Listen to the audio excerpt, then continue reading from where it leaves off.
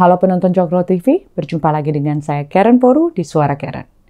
Ajang Miss Universe Indonesia yang baru saja merampungkan rangkaian acaranya kini mendapat sorotan intens. Namun bukan karena kecantikan dan bakat para kontestannya. Dugaan pelecehan seksual yang dilakukan terhadap para peserta telah memicu kemarahan dan kekecewaan publik. Sebuah bayang-bayang kelam menaungi panggung megah yang seharusnya menjadi ajang untuk memperlihatkan keanggunan dan kepribadian para wanita berbakat. Salah satu kasus yang mencuat ke permukaan adalah pengalaman tidak menyenangkan yang dialami oleh Natasha, salah satu finalis Miss Universe Indonesia. Natasha dengan berani berbicara tentang momen mengerikan yang dialaminya selama fitting baju untuk ajang tersebut.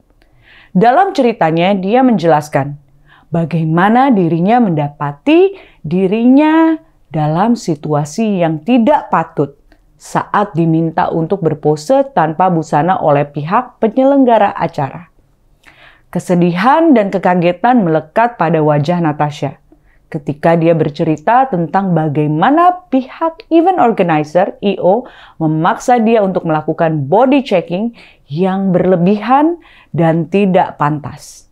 Bahkan bagian tubuhnya yang seharusnya pribadi dan terlindungi dipegang-pegang oleh orang-orang dari EO. Meskipun merasa tak nyaman dan tak setuju, Natasha mengaku merasa terjebak dan terpaksa menjalani situasi tersebut. Karena diberitahu bahwa ini adalah bagian dari proses yang harus dia lalui. Mengacu pada pernyataan kuasa hukum Natasha, Melissa Anggraini, terlihat jelas bahwa kliennya sangat terpukul dan trauma akibat insiden tersebut. Melissa menegaskan bahwa tindakan yang terjadi jelas melanggar aturan dan hukum. Dan tidak ada alasan apapun yang dapat membenarkan pelecehan seksual yang terjadi. Faktanya, agenda body checking tersebut bahkan tak pernah dimasukkan dalam rundown acara. Menimbulkan pertanyaan tentang tujuan sebenarnya dari tindakan tersebut. Insiden ini pertama kali diungkapkan oleh Sally Giovanni, Director Miss Universe Indonesia Bali, melalui akun Instagramnya. Alasan dibalik pengungkapan ini adalah kekhawatiran bahwa foto-foto tanpa busana yang diambil pada saat fitting baju dapat disalahgunakan oleh oknum yang tidak bertanggung jawab. Keberanian Sally untuk berbicara terbuka mengenai hal ini patut diapresiasi. Karena dengan demikian, dia berusaha mencegah lebih banyak tindakan semacam itu terjadi di masa depan. Tidak hanya pelecehan seksual yang mencoreng citra ajang ini, sebelumnya beberapa pelanggaran aturan juga telah diungkap oleh beberapa pihak.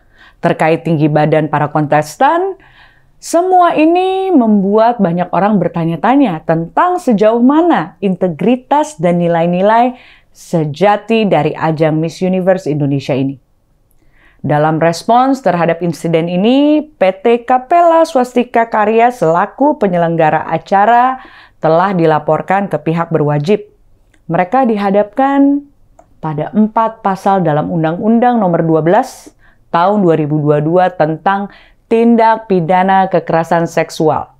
Langkah ini adalah langkah yang penting untuk memastikan bahwa pihak yang bertanggung jawab akan dihadapkan pada konsekuensi hukum atas tindakan mereka. Kontroversi ini secara menyakitkan mengingatkan kita bahwa tujuan sejati dari ajang seperti Miss Universe Indonesia seharusnya adalah untuk meningkatkan martabat dan menghormati perempuan.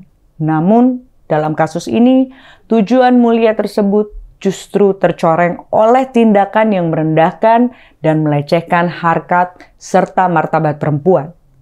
Semoga aparat penegak hukum dapat mengusut tuntas kasus ini dan memberikan keadilan kepada para korban, serta memastikan bahwa kasus semacam ini tidak akan terulang lagi di masa depan.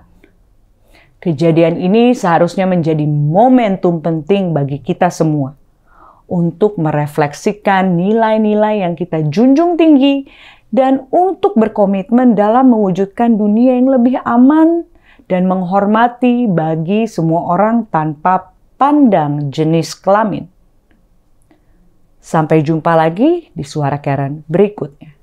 Stop violence, speak up.